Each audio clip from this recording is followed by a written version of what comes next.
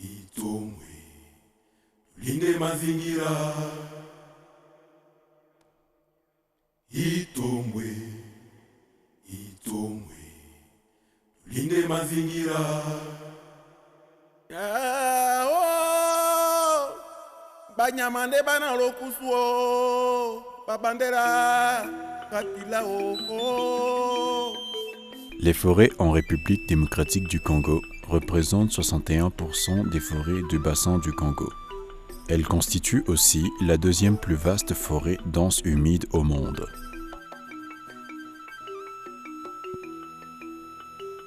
Ces ressources forestières constituent des richesses en biodiversité inestimables et non encore découvertes dans sa totalité. Elles constituent une ressource économique cruciale pour le pays et font vivre des millions d'individus. Les forêts constituent également un habitat à d'innombrables espèces animales et sont d'une importance cruciale pour la régulation du climat planétaire.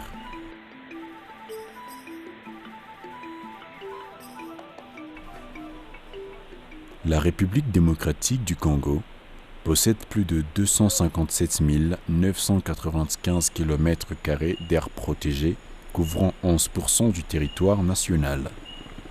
Ces aires protégées sont gérées par l'Institut congolais pour la conservation de la nature, ICCN en sigle. L'objectif du gouvernement est de mettre sous protection une superficie égale à 398 720 km², soit 17% de l'étendue du territoire national. En RDC, la première aire protégée à être classée dans la catégorie 6 est la réserve d'Itombwe. Les aires protégées de la catégorie 6 se particularisent par le fait qu'elles préservent des écosystèmes et des habitats, ainsi que les valeurs culturelles et les systèmes de gestion de ressources naturelles traditionnelles qui y sont associés. Elles sont généralement vastes et la plus grande partie de leur superficie présente des conditions naturelles. Une certaine proportion est soumise à une gestion durable des ressources naturelles et une utilisation modérée des ressources naturelles non industrielles et compatible avec la conservation de la nature, y est considéré comme l'un des objectifs principaux de l'AIRE. Elles sont gérées afin de protéger leur diversité biologique de telle sorte qu'elles assurent un flux durable de biens et services à la communauté.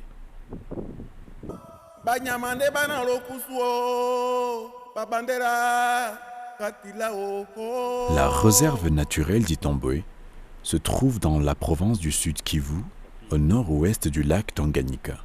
Elle s'étend sur une vaste région englobant les territoires administratifs de Mwenga, Fizi, Uvira et Shabunda en province du Sud Kivu.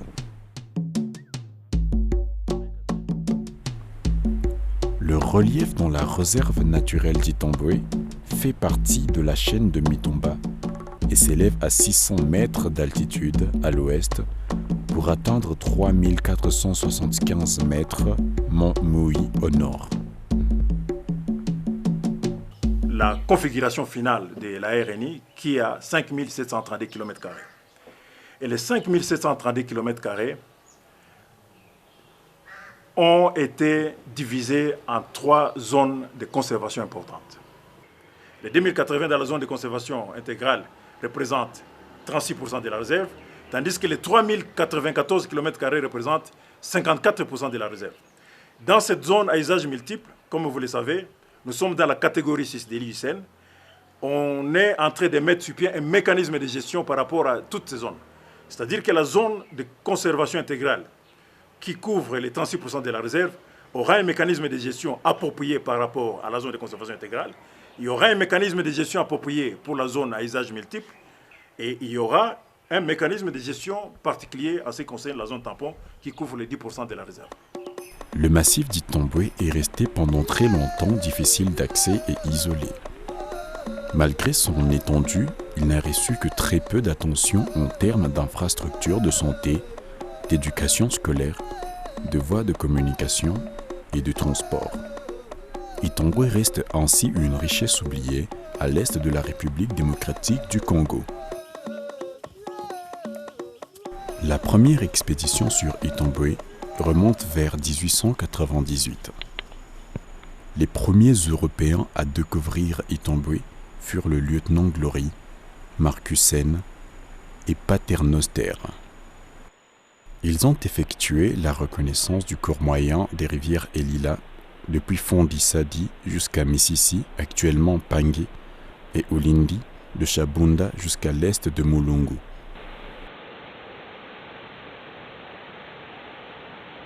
L'arrêté ministériel du 11 octobre 2006 portant création de la RNI fut publié avec des coordonnées géographiques mettant en défense une vaste zone indicative en quadrilatère d'environ 140 sur 120 km, soit près de 17 000 km², englobant la quasi-totalité du massif, et ce, y compris les nombreux villages et villes s'y trouvant, ce qui fut source de conflits et de confusion pour les acteurs locaux malgré le fait que l'ICCN et ses partenaires avaient au préalable obtenu un accord de principe à la création de la réserve naturelle de la part des chefs coutumiers.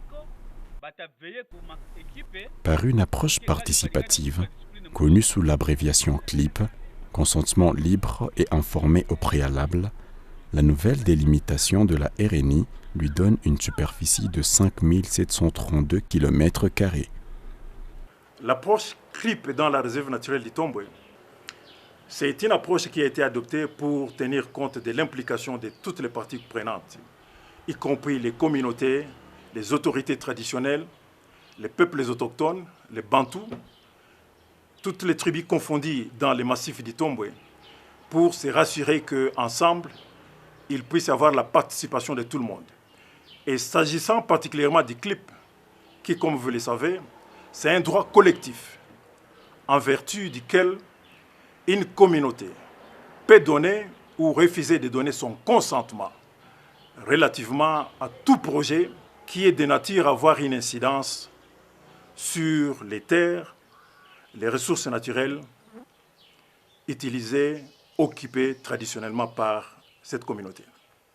Sisi wakaaji wa Itombwe kama vile Wasimukinji premier na Wasimukinji D waliona ya kwamba watapatia ile ICCN nafasi ya kulinda zile nyama pori ya kulinda zile nyama kusudi tupate kufaidika kwa ajili ya pori yetu na nyama zenye kwa mlenda.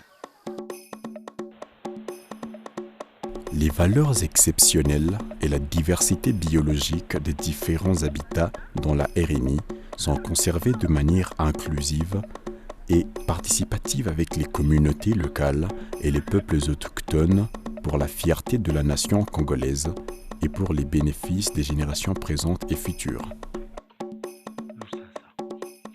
D'une richesse biologique exceptionnelle, la réserve naturelle d'Itombwe renferme un paysage pittoresque de grande importance où la flore et la faune et les rivières avec des chutes à couper le souffle se succèdent.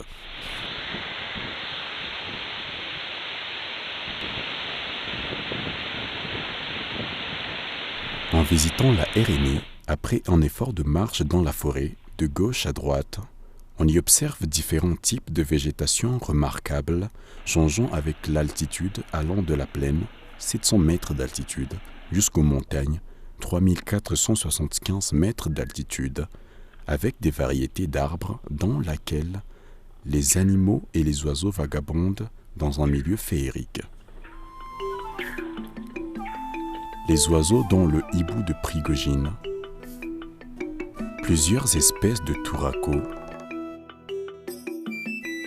les écureuils, des caméléons, des papillons et des insectes de toutes sortes,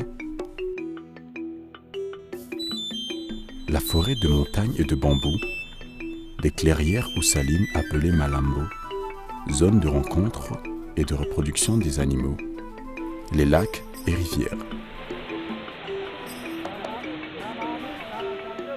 La végétation de bambou abrite une gamme d'espèces de primates endémiques. Le gorille de plaine de l'Est. Le gorilla Peringei graueri est un grand singe des plaines de l'Est, résidant exclusivement au Congo dans les montagnes et forêts de moyenne altitude. Cette espèce compte parmi les espèces en voie de disparition, inscrites sur la liste rouge de l'UICN. La RNI est souvent appelée le dernier rempart des gorilles du fait que des familles des gorilles non habitués y vivent encore. Des efforts énormes sont encore à faire pour habituer ces familles à avancer dans le sens du tourisme de gorilles. Envisager un circuit sportif au regard du relief à Itombwe serait une bonne entame en la matière dans un premier temps. Il faudra en effet être de ceux qui aiment les marches difficiles pour découvrir son refuge caché quelque part dans les bambous et dans les forêts. Y habite également le gorille de Krawere, une espèce icône des naturalistes, Itombwe, et sûrement un de leurs derniers refuges peu explorés.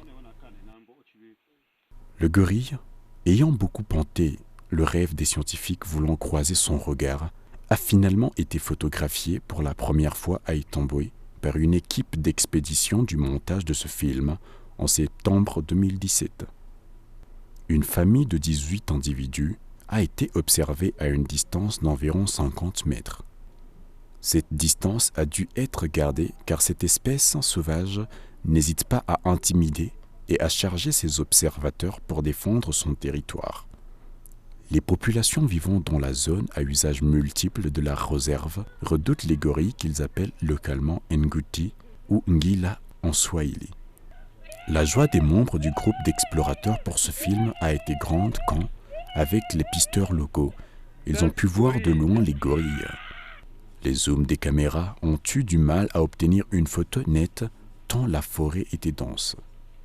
Mais d'autres espèces intrigantes et amusantes se trouvent aussi dans la forêt d'Itombwe.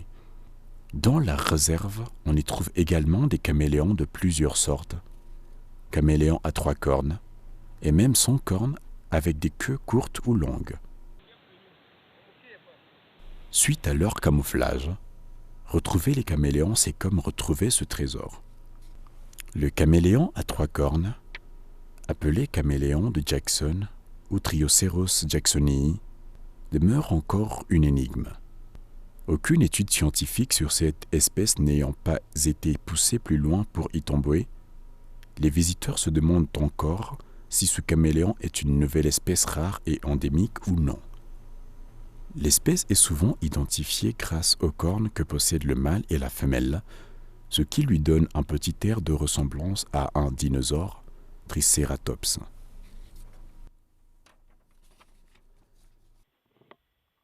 De nombreux insectes difficilement identifiables font partie de la chaîne alimentaire existante de cette nature. Les araignées dans l'eau et sur les feuillages, ainsi que des lépidoptères brillent dans le firmament vert de cette végétation. Une diversité des papillons qui survolent aussi bien les parterres que les feuilles des arbres, comme sur les fleurs, attire les regards au risque d'écraser les chenilles. En effet, des chenilles se promènent aussi bien sur le sol que sur les arbres, rampant partout dans la forêt. Toujours dans cette beauté non exploitée de la forêt, de nombreux reptiles aquatiques et terrestres circulent sans prévenir. À Itombwe, les reptiles de toutes formes comme les serpents, caméléons, peuvent vous surprendre.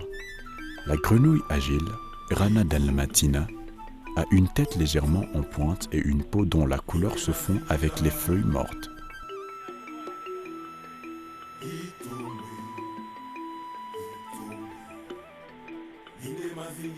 La réserve d'Itombwe possède un réseau hydrographique tant impressionnant. Elila et Ulindi, des grandes rivières et affluents du fleuve Congo, prennent source dans la réserve naturelle d'Itombwe.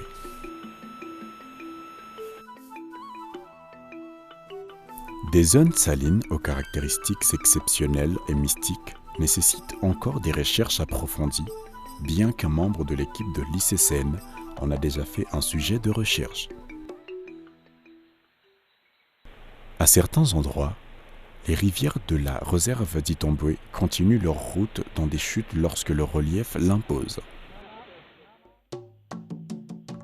Les populations locales disent que ce lac Longwe est l'un des refuges d'oiseaux migratoires du Kivu. Situé à 2700 mètres d'altitude dans un paysage déjà dégradé, ce lac est aussi entouré de mythes avec sa caractéristique de lac stagnant. La population locale dit qu'à chaque visite, il change de couleur. Certains villageois de la région révèlent même qu'il y a des réalités mystiques dans ce lac qui serait un lieu de rencontre des esprits des ancêtres. À un autre endroit éloigné du lac, un bruit familier de chute d'eau attire les oreilles et attise la curiosité de se rapprocher un peu plus. Cette chute d'une beauté naturelle oubliée poursuit sa route comme étant la rivière Luindi traversant la réserve d'Itombwe et approvisionne le territoire de Mwenga en eau.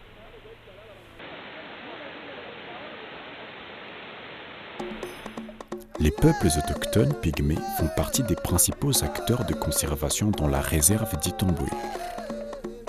Ils sont associés comme partie prenante dans la gestion et la protection des ressources naturelles. Leurs villages sont installés autour de la réserve ou même dedans de la réserve. Actuellement, ils pratiquent un mode de vie semi-traditionnel. Les pygmées d'Itombwe vivent de l'agriculture, de la chasse et de la cueillette. À la recherche des gibiers et autres ressources de la nature, ce peuple jadis nomade s'était installé dans ce village Mbanga vers les années 60. Les pygmées dans ce village sont confrontés à des multiples problèmes qui ont impacté leur culture ancestrale. La forêt a disparu autour du village. Presque tout a été déboisé.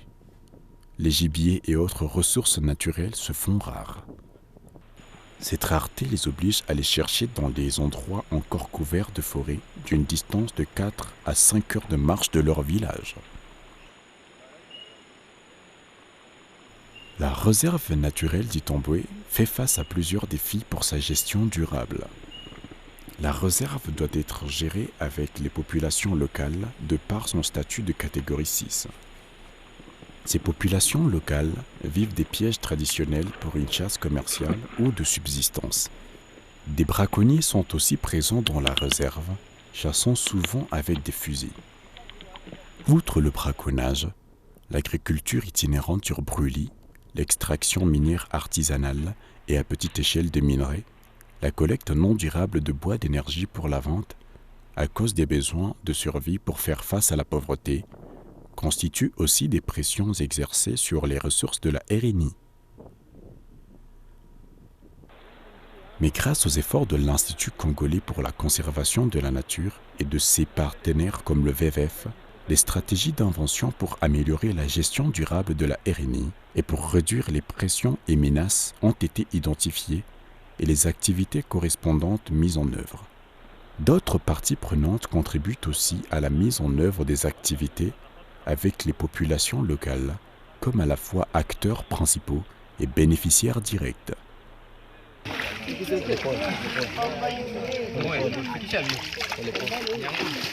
Ce qui nous a motivés plus à aménager cet étang piscicole dans le groupement de Batumba, c'est parce que nous avons d'abord le souci de conserver notre réserve naturelle d'Itombwe et aussi dans le cadre de protéger les espèces qui se trouvent dans cette réserve et aussi